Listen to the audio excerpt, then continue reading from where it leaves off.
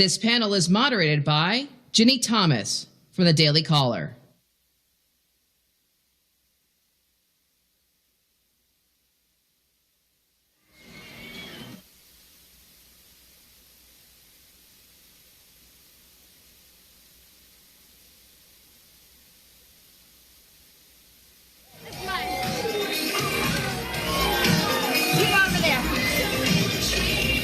This one or either one? It was the one and me on the other side. This is just right? We do it. Boy, girl, boy, girl. Hi, CPAC. Our mics are working. It is a pleasure to be here with you today. This is a panel on national security. When did World War III start?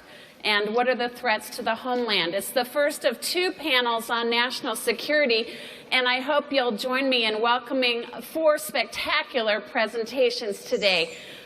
We will introduce them in a minute, but let's go ahead and have a seat.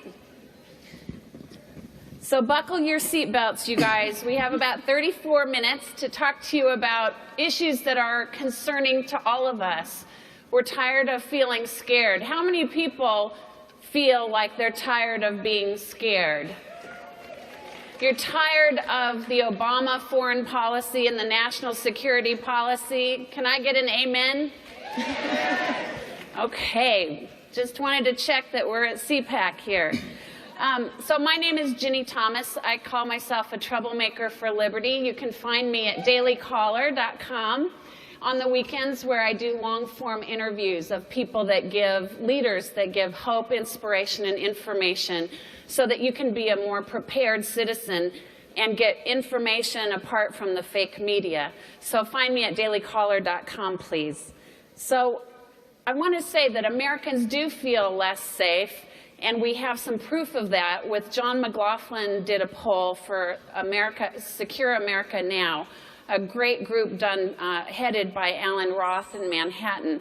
And he found that polls do show that 88% of Americans say security issues are the most important reason for them to go to vote for president or for the Congress. And so 6 in 10 say they're very important. So that's why we're here today. And I am honored that we're going to start with Sheriff Clarke. We're going to start in reverence for social media that gives us the power beyond the propaganda media to find the truth. And so in order of who has the most Twitter followers, guess who we're starting with? So Milwaukee County Sheriff David Clarke is...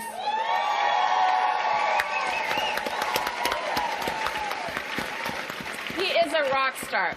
So he has 557,000 followers on Twitter. And so I hope all of you are following, and if you're not, you need to follow him at Sheriff Clarke with an E on the end. So just make a note of that. That's your first homework. And besides our president, I have to say, I think he's the most authentic and influential voice in our culture and in our politics. He has, amen. He's been in law enforcement for some 39 years, and 5 years ago he was given an award by the Constitutional Sheriffs and Peace Officers Association for demonstrating true leadership and courage, staying true to his oath, true to his badge, and true to the people he has promised to serve and protect. Today he's going to talk about sanctuary cities and how sanctuary cities is an affront to our national sovereignty and keeping Americans safe. Please join me in welcoming Sheriff Clarke.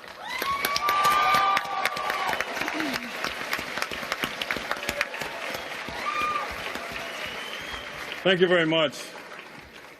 I mean, come on now, how cool is this? Right?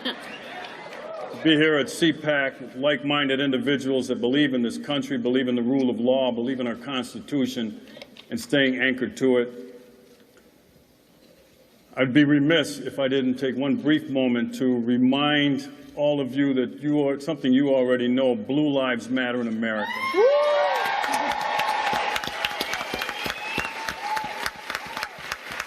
Because we are on the front lines of protecting and enforcing the rule of law. And I want to talk about sanctuary cities briefly here. President Donald Trump has made it very clear that it is high time, it is past time in America that we start aggressively enforcing the rule of law once again in America. Now, recently, the issue of sanctuary cities has dominated the news.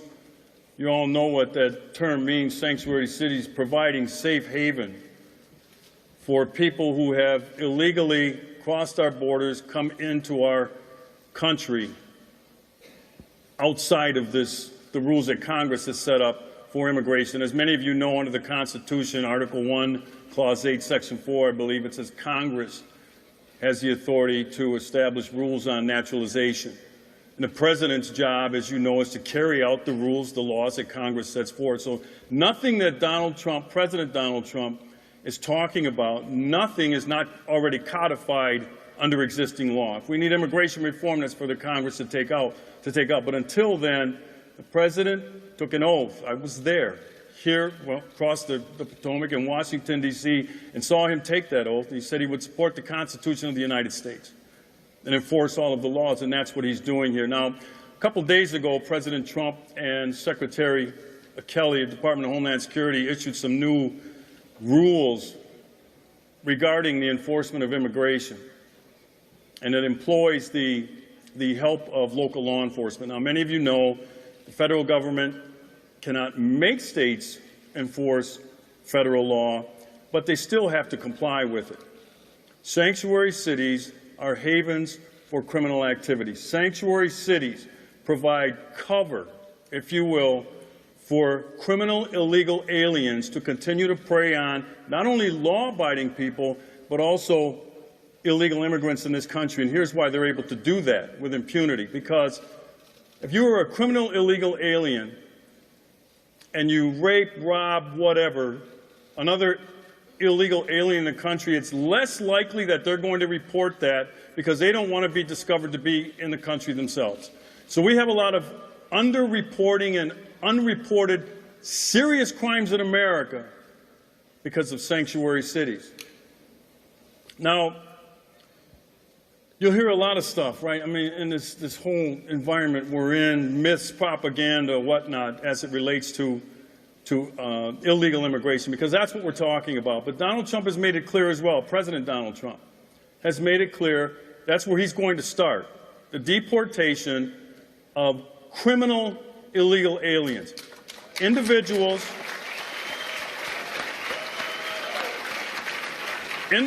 who've been convicted of some very serious crimes here in the United States and then allowed back out onto the streets to re-victimize people once again. It's a catch and release policy. President Trump has said those days are over. And I've made it clear that in helping President Trump get his arms around this serious problem of illegal immigration, that I was going to use the resources that I have as a sheriff in Milwaukee County to help him accomplish that. All right? I have a duty to do that. I have a duty to protect the citizens of Milwaukee County because American citizens come first. All right? So here's how we can end this notion of sanctuary cities. But we got to demonstrate that we have the will to do this. When I say we, I'm talking about Attorney General Jeff Sessions, the White House, and others, and Congress. Here's how we can do it. Remember, I said this is already codified in existing law. And I'm going to quickly read that and that's where I'm going to end. Here's how I would end sanctuary cities. There is a criminal federal statute to violate this law. I'm going to quickly read it. It's real and it's easy to understand. It says, and I wrote this in thehill.com for those of you who want to go and read the whole article, but it says, I would start with USC 1324, which in part contains criminal sanctions for any person who, knowing or in reckless disregard of the fact that an alien has come into, entered, or remains in the United States in violation of law, attempts to conceal, harbor, or shields from detection, that's what sanctuary cities do, such alien in any place, including any building or subsection, encourages or induces an alien to come to, enter, or reside in the United States. That's what our universities, some of them are doing. Knowing or in reckless disregard of the fact that such coming to, entry, or residence is in violation of the law, or engages in any conspiracy to commit any of the preceding acts, aids or abets the commission of any of these preceding acts, shall be fined and imprisoned for up to 5 to 10 years. I'm telling you right now, folks, you charge one mayor, one governor, one council president that adopts these laws, this stuff is going to end right away. Thank you very much, and God bless you.